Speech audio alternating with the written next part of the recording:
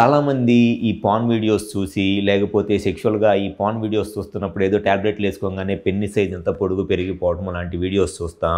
పెన్నిస్ size ఎంత పెద్దగా ఉంటే సెక్షువల్‌గా పార్ట్నర్ అంత బాగా సాటిస్ఫై అవుతారు అనేది వాళ్ళకుండే ఒక కామన్ అపోహ. అది డెఫినెట్‌గా వాళ్ళకుండే ఒక అపోహ మాత్రమే. ఎందుకు అనంటే పార్ట్నర్ సాటిస్ఫాక్షన్ అంటే ఫిమేల్ పార్ట్నర్ సాటిస్ఫాక్షన్ అనేది ఈ పెన్నిస్ సైజు మీద ఎట్టి పరిస్థితుల్లోనూ డిపెండ్ అవ్వదు.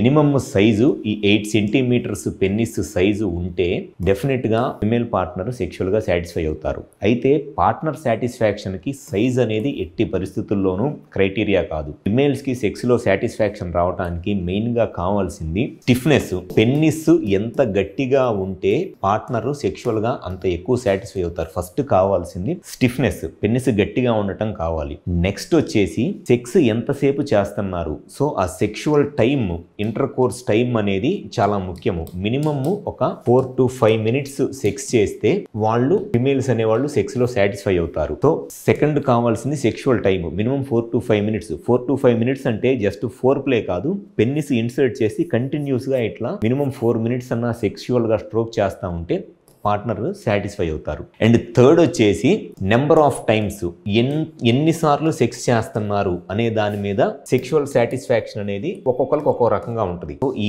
మూడు సెక్షువల్ సాటిస్ఫాక్షన్ కి ఇంపార్టెంట్. స్టిఫ్నెస్, సెక్స్ టైమింగ్, ఎంతసేపు సెక్స్ చేస్తున్నారు అండ్ ఎన్నిసార్లు సెక్స్ చేస్తున్నారు, దాని మీద ఆడవాళ్ళు సెక్షువల్ గా సాటిస్ఫై అవుతారులే కానీ సైజ్ అనేది మినిమమ్ 8 సెంటీమీటర్స్ కన్నా ఎక్కువ ఉంటే ఎరెక్షన్ ఉన్నప్పుడు వాళ్ళకి సెక్షువల్ గా సాటిస్ఫాక్షన్ అనేది వచ్చేస్తుంది.